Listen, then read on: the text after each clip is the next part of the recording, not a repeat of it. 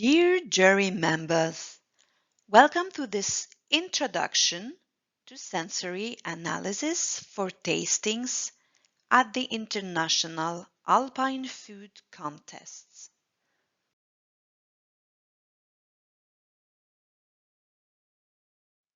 The training will be divided into 3 paths: sensory analysis, tasting techniques specific to the alpine competition, and a case study.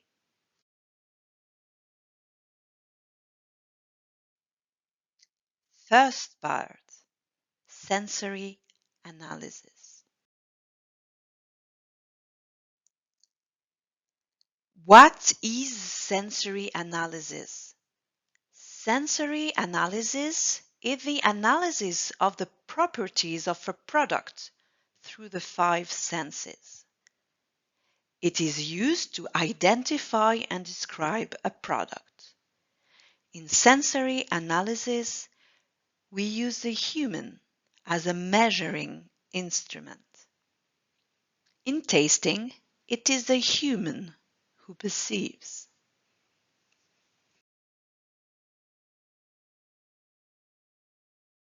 The tasting is scientific, meaning that it takes place under controlled conditions. This image shows a tasting box. The panelist, also known as a taster, sits at the table, receives the products from the front, can taste them calmly without any external influence, and then enters the data on the computer. Tastings are carried out blind, meaning that the panelist or the taster has no details concerning the origin of the product or its producer. To do so, the samples are coded.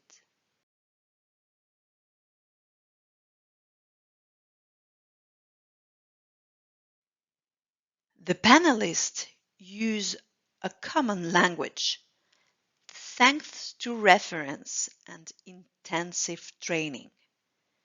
In this image, a test was carried out and the dry prune referent was trained to determine the dry prune aroma of honey. In these 2 images, you can see the panelists' training and the products anonymized with their code. Sensory analysis involves all 5 senses: sight, smell, hearing, taste, and touch. Sensory characteristics and how they are perceived. Appearance, which involves the sense of sight. Smell, which involves the sense of smell. Flavor, which is very important in sensory analysis and involves not only the sense of taste, but smell and touch as well.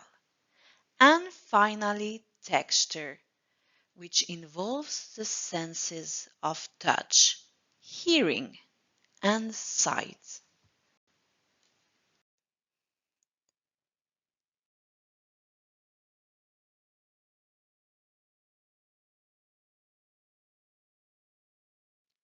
The appearance of a product, such as its color, how intense or bright, and even the product consistency. Is it sticky, rough, or sandy? What shape and size? Is the product large or small? Are its parts well balanced? Let's move on to the smell component, which involves the sense of smell. Odor is a molecule that is perceived by the nose. There are different types of smell: animal scent, spicy, fermented, floral, fruity, lactic. On the right, the round of cheese smell. At the center, the most general smells, and on the outside, the most specific smells. So the further we move from the center, the more precise the characteristics become. Let's move on the flavor, which involves the senses of taste, smell, and touch.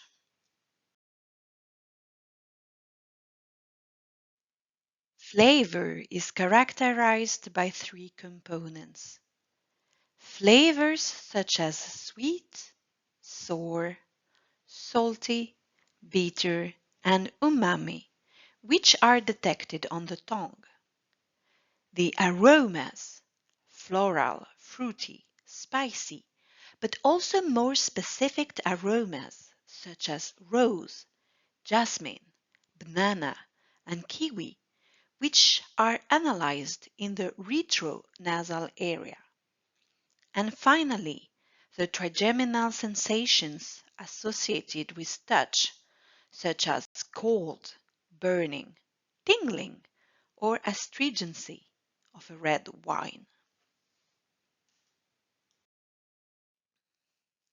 What is an aroma?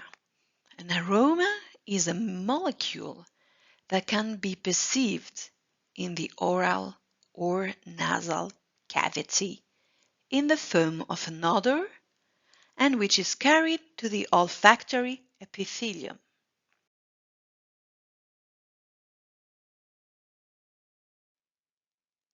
Once in the olfactory epithelium, these molecules are captured by receptors in the nerve cells.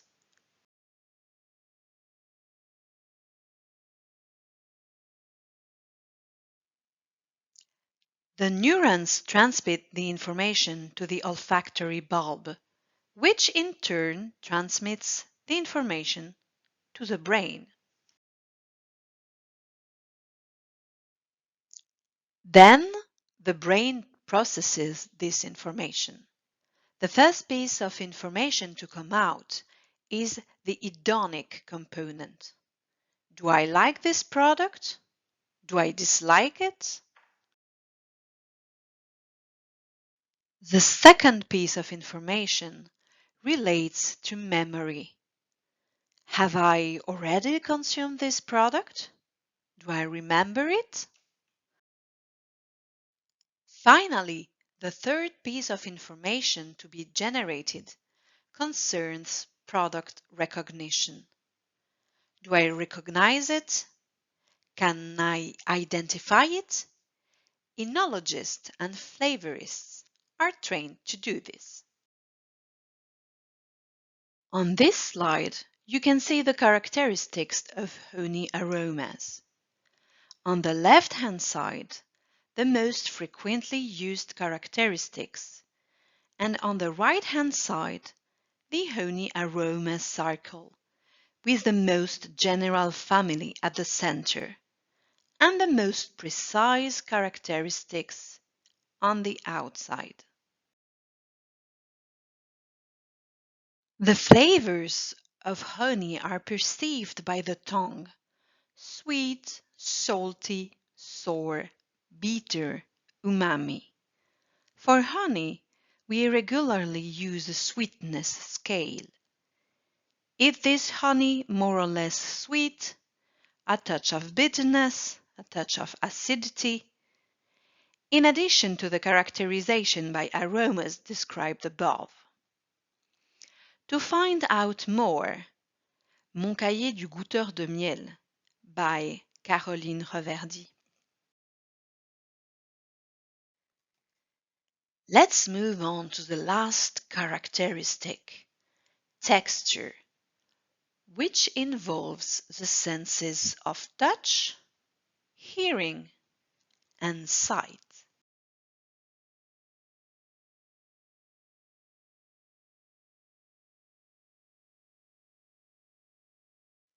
Perceptions of texture can occur at several stages in the tasting process. The surface. Does the product feel moist, oily, sticky, or smooth? When first chewed, is the product hard, dense, crunchy, elastic? After chewing, is it sticky, adhesive, homogeneous, fibrous? And finally, after swallowing the product, is there still a film of fat? Is there any astringency in my mouth after drinking this wine? Unlike sensory analysis, which is carried out under controlled conditions with objective attributes and a trained panelist, there is tasting by the public. This is known as consumer science. In general, tasters are asked to say whatever they like the product they have tasted or not.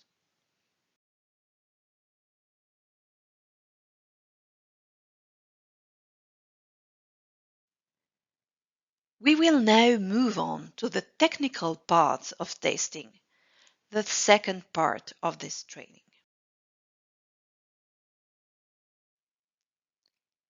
Here are a few things you need to know about the products so that you can enjoy them to the full.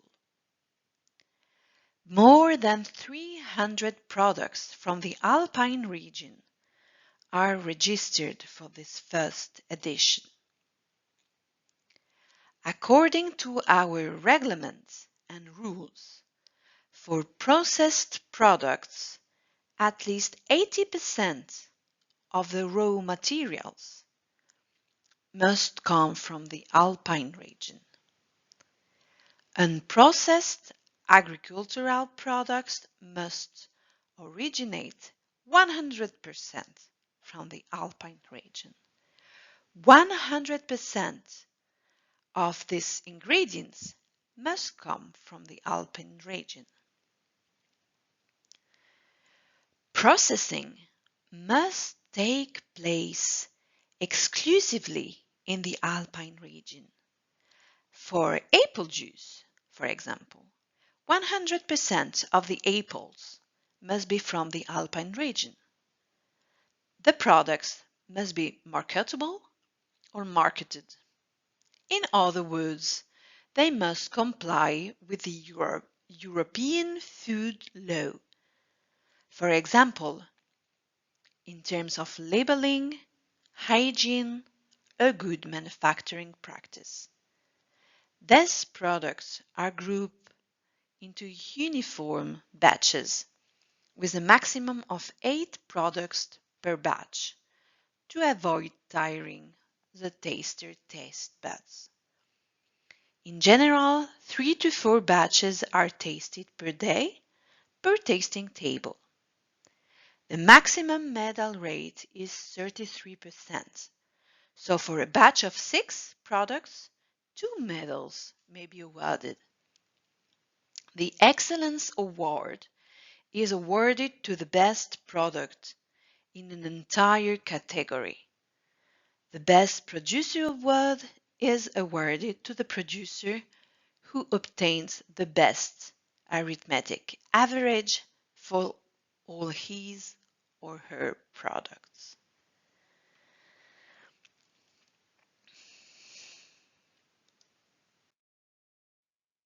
Now, a few points about the taster, also known as the jury member. The tasting tables are made up of 3 to 4 judges. In general, we try to have one expert, one producer, and one consumer per table. Depending on the category, this can vary considerably. The expert knows the product well, knows what the ideal product looks like. The producer is someone who comes from the world of the product category being tested and knows how the product is made. They know if there are any manufacturing problem or if the product is well made. The consumer is someone who appreciates the product being tested and who must reason according to his or her tastes while remaining objective about the work of the producer. For example, you don't like cumin, but you receive a cheese that contains it. Try to remain objective about this ingredient while highlighting the rest of the cheese. Testers appreciate traditional products that are part of the Alpine's culinary heritage. However, they are also open to innovations and can appreciate them in a regional context. For example, if you receive a ginger syrup made with Swiss ginger, you are sensitive to the use of Swiss ginger and its production in Switzerland.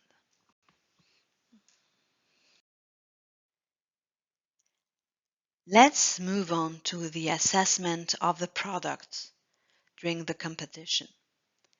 The aim of the taster is not only to judge a product, but also to value and respect the work of the producer. So, if you think the product is very good, don't hesitate to praise it and give motivating comments to the producer. If the product is flawed, give comments that are respectful and constructive. Never belittle the producer's work. Your objective is also to help the producer improve his or her product. There are two phases to the evaluation process. The analytical phases we talked about in the first part of the presentation, evaluation by eye, nose, and mouth, and the hedonic phase, appreciation of the product. Do I like it or not? Is it a favorite? Use a tasting scheme and, if necessary, the chairman's opinion to rate your product and formulate your comments.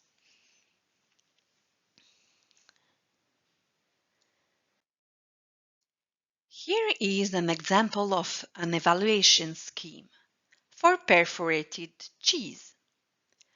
On the left-hand side, the analytical evaluation of the product as seen by the eye, nose, and mouth. On the right, the hedonic evaluation. Use the comments and points for each attribute to give your product the best possible rating. For each product, you will use an individual evaluation sheet. In other words, you are going to rate and comment based on your personal assessment. Fill in all the remarks filled with a comment. If a product is considered innovative, specify this at the bottom of the page by ticking the appropriate box. Following the individual evaluation of the products in the batch, you will carry out the consensus evaluation. That is, you will pool your individual evaluations within the table.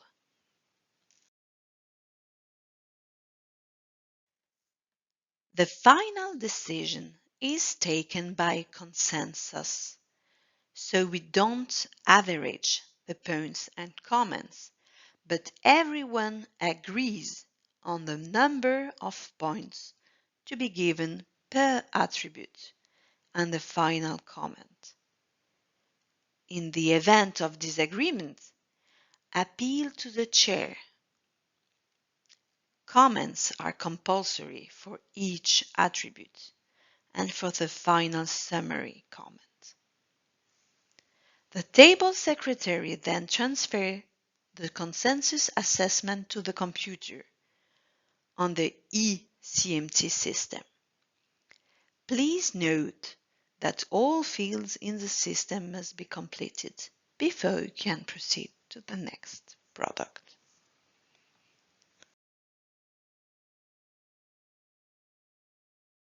The number of medals is limited to 33% per batch, as described above. Thus, for a batch of 6 products, 2 medals are authorized. But if you find that 3 products out of a batch of 6 are extraordinary, it is a coup de cœur. You need to ask the jury chairman to approve the extra medal. From 19 to 20 points, the product receives a gold medal. At 18 points, the product has a silver medal. And at 17 points, a bronze medal. With 20 points, the product is automatically nominated for the Excellence Award. Let's move on to the general instructions for tasting. Before the tasting, avoid perfumes and cosmetics such as lipstick. Don't smoke for at least an hour before the tasting. Avoid strong products such as coffee, sweets, chewing gum, alcohol, and toothpaste. And eat lightly. It is best to be a little hungry to be receptive to the tastings.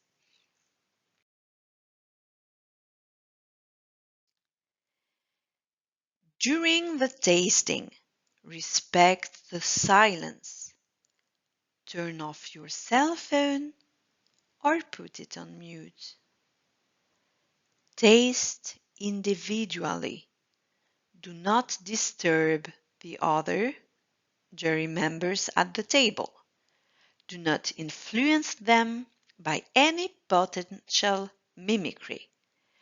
Rinse your mouth as often as necessary with the products provided: water, bread, apples, and tea.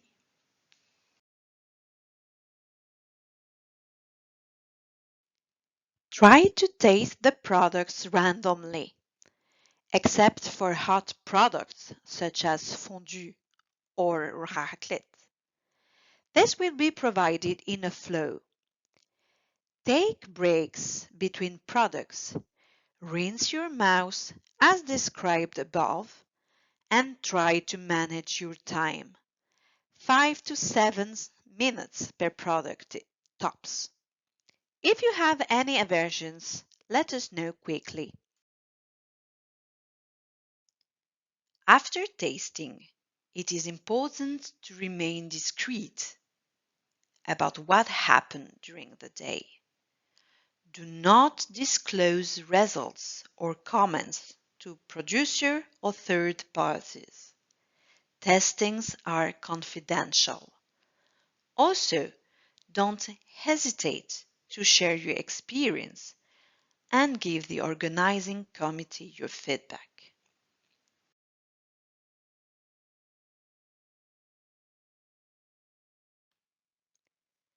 We will now move on to the last part of this presentation, the case study.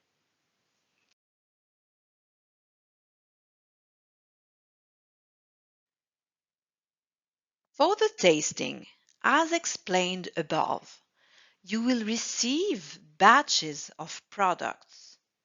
This picture shows a batch of dry sausages of the same type. The products are organized in uniform batches of the same type. The products are identified by these labels. Make sure you keep the right label with the right product, just as you received it. The labels show the anonymization number of the product, the batch number, the table number, and the subcategory of the product.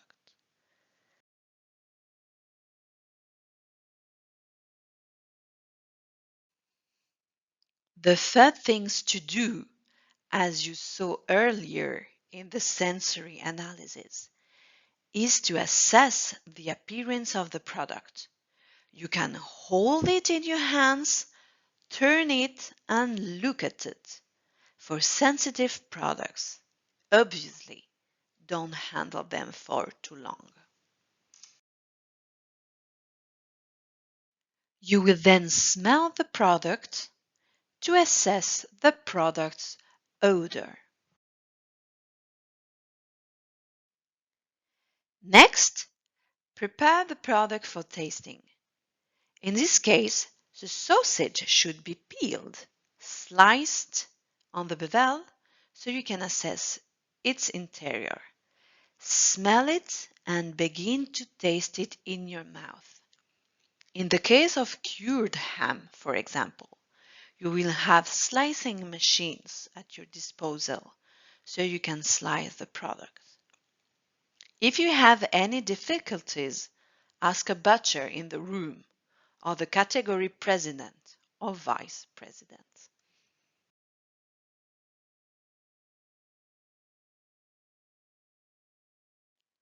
Once you've tasted the product, you can rate it on the individual evaluation sheet.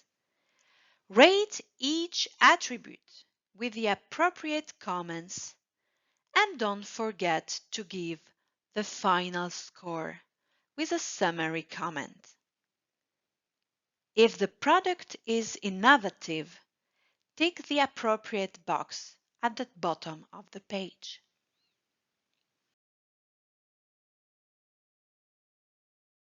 You will use the evaluation schemes to help you do this, and the chairperson assistance if necessary. Following the individual assessment, you will carry out a consensus assessment, as explained above. You will record all the scores and comments you have decided to give the product on the green consensus assessment sheet. Once you have tasted all the product in the batch, fill in the batch sheet. To do this, write down the final score in the appropriate boxes. Once the batch has been tasted, call the chairman, who will check that everything has been filled in correctly. He will then deliver the blue card, and the service staff can take the validated batch back to the kitchen. If the tasting table considers a product to be innovative, take the pink highlighter and highlight the product directly on the yellow batch sheet. Thank you for your attention, and we hope you will enjoy the tasting experience.